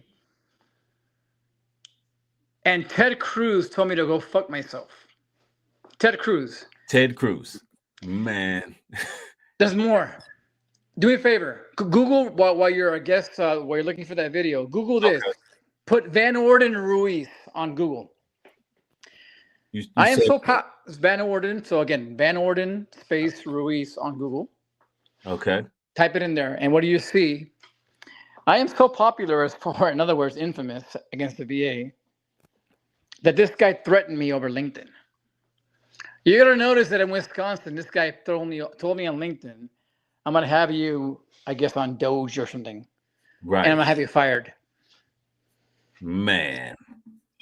Have you Googled it yet? Yeah, I'm trying to pull everything up simultaneously. I'm trying to get the video, your video, the 4-minute video first. And yeah, man, we definitely got to have a sit down here. And believe me, you think Club Shay Shay was fun? You and I can have some fun. Believe me. Oh yeah, the shit that I can expose. Absolutely. Oh man, y'all. Hey, listen, I'm telling y'all never know what's gonna happen. You never know who's watching. But I can assure you, we're gonna definitely turn up with the information, because people don't understand that the military don't want to be under a dictatorship, and that there's some real foul play going on with key people involved, especially when it comes to the VA. And this brother here, Tony, he got all the information. He got the facts, he got the data, he got the receipts. All right, so I got a video. So listen, if I have any moderators present, I need y'all assistance, because I'm multitasking here. If y'all can provide these videos for me, that would help a whole lot, because I am definitely multitasking. So that's why we got those wrenches. So all y'all got to do is get them, put them in a private chat, because we're doing everything live. If we have sat down, Tony, and prepared this, we have everything already ready, but we getting it together.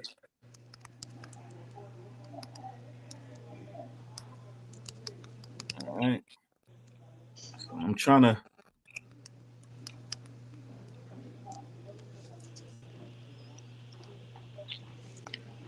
And Tony, we also have a private chat where you can send the video link. Since you're in here, if you look on your StreamYard, that has a private chat. Anything you want me to see, you can send it right there.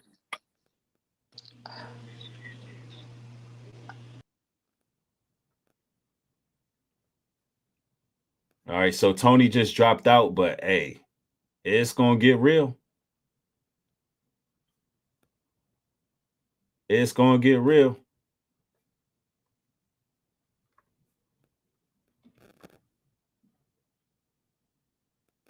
Yeah, man.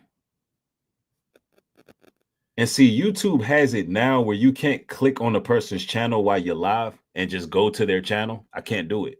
And I can't find it. I can't find it just looking it up in the search. Check the IG video sent. Let's get it. Let's go. Let's go. Oh, wait till we start editing and have everything ready when we bringing all of it out. It's going down, man. All right.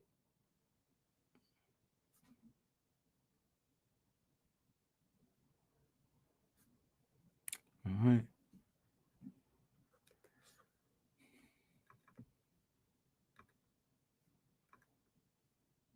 All right, I got that.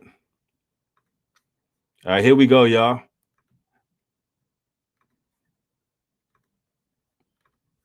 We got to put a break in the mayor's action real quick because what are the chances, y'all? What are the chances? Yourself, a man that evaded military service, a man who told the country over and over again, you said it to your people, I love veterans. I care for veterans. And what you've done in the last 2 months is turn your back on every veteran, and that's a shame. I was in the military, and we have a code of ethics. You never leave anybody behind. Mm-hmm. And in this case right here, you are leaving veterans behind, federal employees behind, and you're doing it mercilessly. And so for me, Trump, I don't fear you. And as a matter of fact, call me to office. Call me to testify.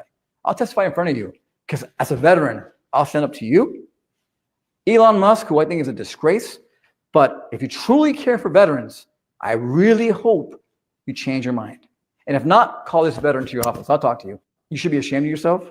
A man that evaded military service, a man who told the country over and over again, you said it to your people, I love veterans. I care for veterans.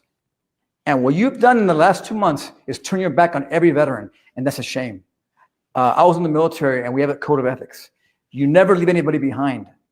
And in this case right here, you are leaving veterans behind, federal employees behind, and you're doing it mercilessly. And so for me, Trump, I don't fear you. And as a matter of fact, call me to office. Call me to testify. I'll testify in front of you because as a veteran, I'll stand up to you. Elon Musk, who I think is a disgrace. But if you truly care for veterans, I really hope. Yo, hey, this brother's not backing down. He's not backing down. That's what we need. We need Tony Ruiz. We need those type of people. We need brave hearts that don't mind putting it on blast, letting it be known, standing 10 toes with it, man.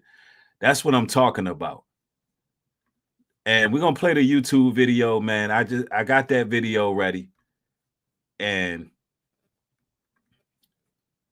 we got to get into it, man. Let's go. Hey guys, how you doing today? So today I'm traveling and I want to make a little video. And it's a continuation of the series of videos I'm going to make, questioning the VA. And I'm going to show you a video in a second of the VA secretary. And no, I'm not a YouTuber. I'm not going to put a video of the Sean Ryan show so I can get sued later on. But let me play you a short clip and then I'm going to react to it. Mm-hmm. Enjoy. Here with my wife, who I've been on state health in Georgia forever. I can right now pull up on my phone all my prescriptions, my doctor's appointments. I can talk to my doctor if I wanted to. We don't have that. Why is the large? And here's the other thing: we're the largest healthcare system in the country by far. Ladies and gentlemen, that is your VA secretary. Ladies and gentlemen, that is your VA secretary right there. That is the highest official right now at the Veterans Affairs. Let that hit your mind, folks. Mm-hmm. And by the way, I'm not upset. I'm just shocked. I'm shocked that in Washington, D.C., Nobody told the VA secretary about the VA app. Oh, yes, there's a VA app. Folks, there's a VA app, and I'm not going to show you my. Hey, Dre, did you know it was a VA app? If you in the chat, if you still watching, bro, let me know. Did you know this information? Because this sounds groundbreaking right here. If they're doing the U.S. military veterans this major disservice by not doing what? Providing them with the proper information.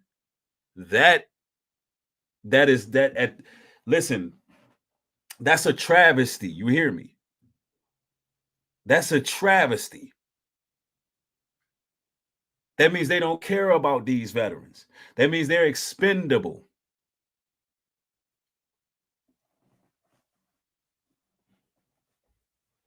Groundbreaking stuff right here. Folks, there's a VA app, and I'm not going to show you my rating. I'm not going to show you this information because it's PII. It's personal information.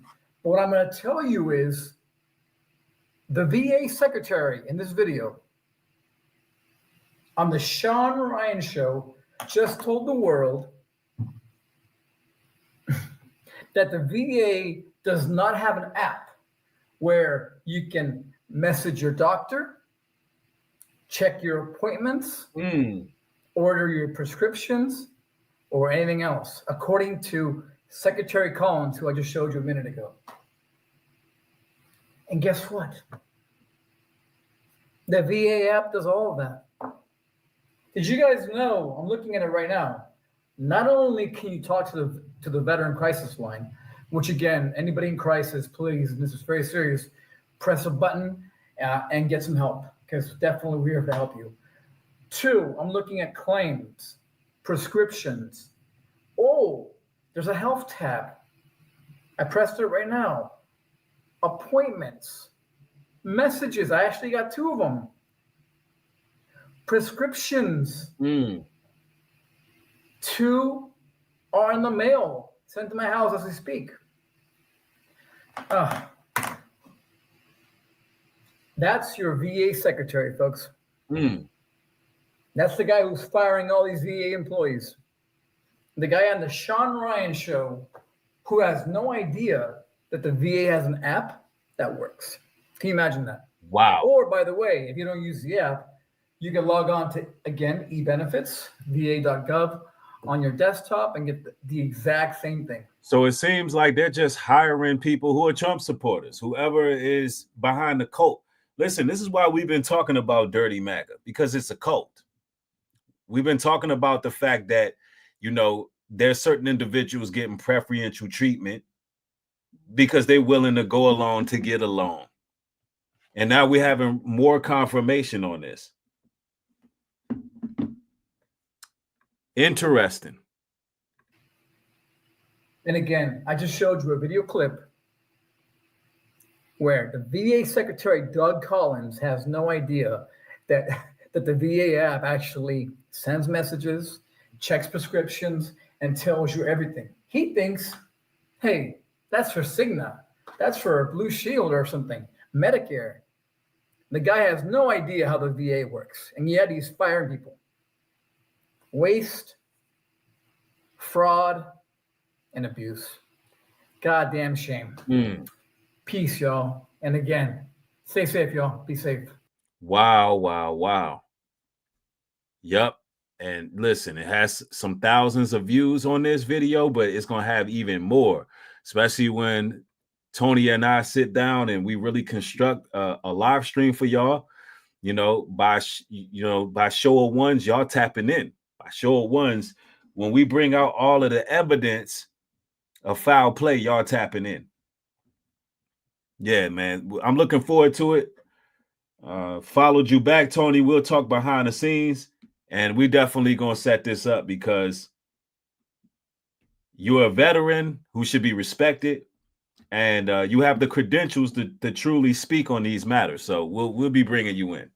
We'll definitely be bringing you in due time. So with that being said, we're going to go back, finish off what the mayor had to say, just because we were right at the end. And that was a fiery speech by the mayor. Y'all get them ones in there, let me know. Because this information is not, it's not for everybody. Y'all a preview to some exclusive interviews here. Now we're going to be having a lot more of those. Let's see.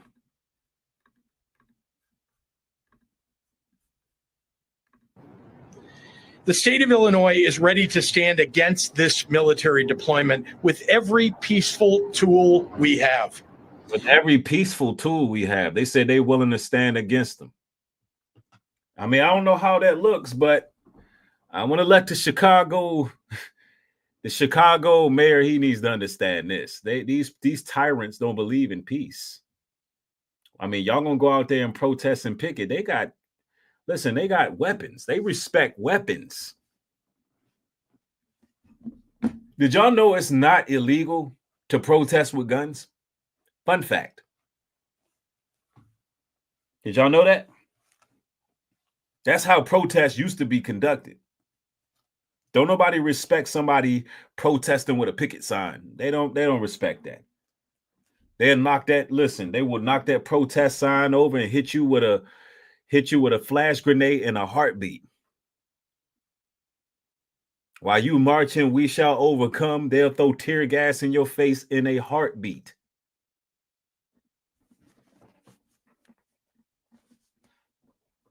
Telling y'all. But he's saying they're going to push back with every peaceful way possible.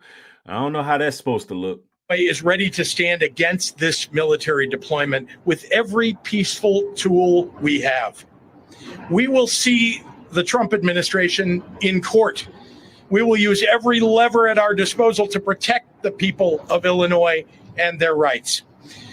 Finally, to the Trump administration officials who are complicit in this scheme, to the public servants who have forsaken their oath to the Constitution to serve the petty whims of an arrogant little man, to any federal official who would come to Chicago and try to incite They're going crazy with the name calling.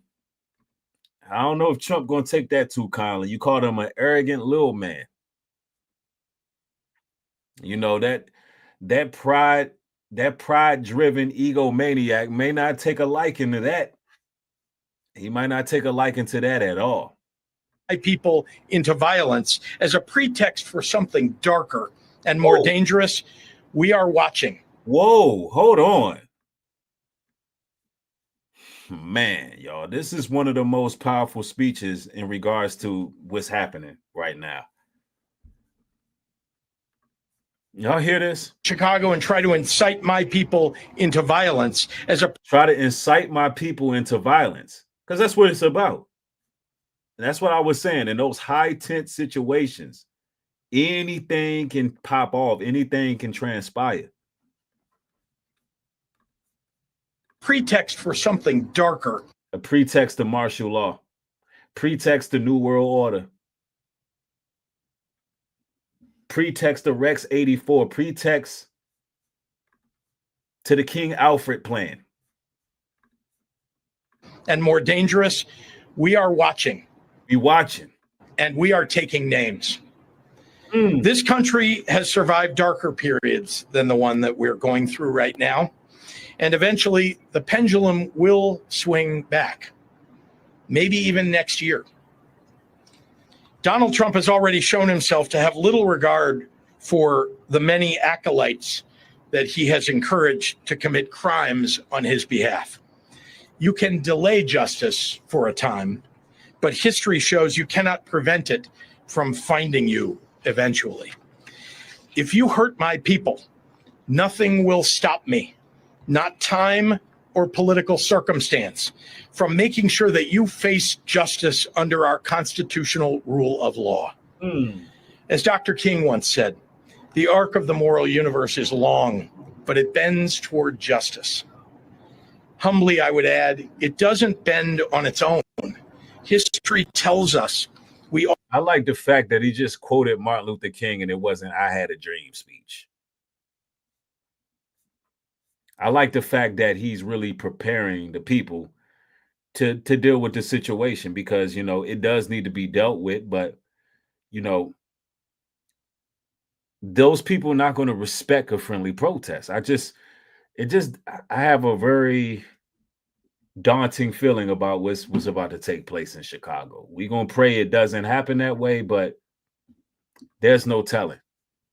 Often have to apply needed to make sure that the arc gets where it needs to go. This is one of those times. I look forward to taking your questions in a few minutes, but first, I'd like to hand over our podium to Mayor Brandon Johnson. Man, hey, look, ladies and gentlemen, this has been a quite momentous broadcast. I mean, we brung in Tony Ruiz. He's in contact with Nancy Pelosi. This man has been on CNN. This man has been side by side with a lot of people. And we also brung in Dre Static, a great music artist who has an incredible testimony in the military. And he's currently dealing with the VA to get his recompense. So that is timely because, hopefully we can get some information from Mr. Ruiz that will help out Dre in his process, because there's some things that we didn't even know existed that he just brung out there. And that is groundbreaking in itself, and he's in the middle of that lawsuit. So we'll probably do a faceless stream and let the brother speak his talk. I can already see the brother's highly energetic, and he's going to bring forth a lot of evidence, a lot of what we call receipts. And y'all got to stay tuned for that, because, man, we're going to schedule that and we're going to have a lot of fun with it, because, MAGA, they be pissed. They be pissed that we be on their necks the way we be on them. And it's only because we're very American, right? They try to say we anti-American and everything like that. No, we are concerned citizens. And it's nothing more American than concerned citizens who don't want to see tyranny take over the country, take over the land. You understand that? So, you know how I feel about MAGA, right? Y'all know how I feel. This is insane! He's got Hulk Hogan in the air. The crowd is losing their minds! A royal suplex. Dirty MAGA has lost it. Someone is not happy right now. Cry! Cry a river, MAGA! New Breed is crushing all their heroes. Y'all know how it is. I couldn't help. I had to do it one more time for the one time. And hold on, there were some people in the chat, but I'm sorry, y'all. I'd have had two major guests. Had two major guests in this evening. Y'all already know. I'm gonna start opening the chats pretty much every long form stream that I do, so y'all can have y'all chance to speak and chop it up. All right. So y'all will have another chance to join on another topic. My apologies, I couldn't get to y'all. But we had to prioritize. Yep.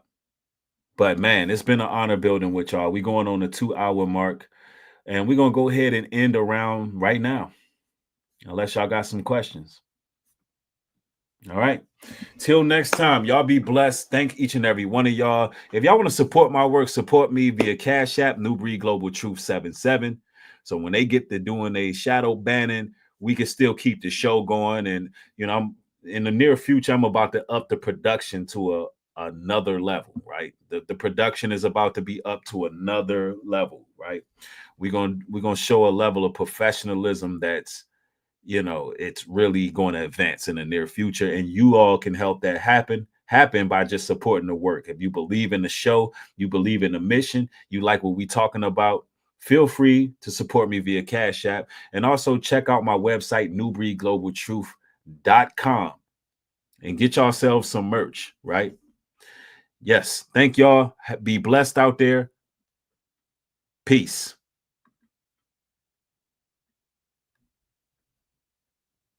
I'm trying to hit 2 hours. Let's go.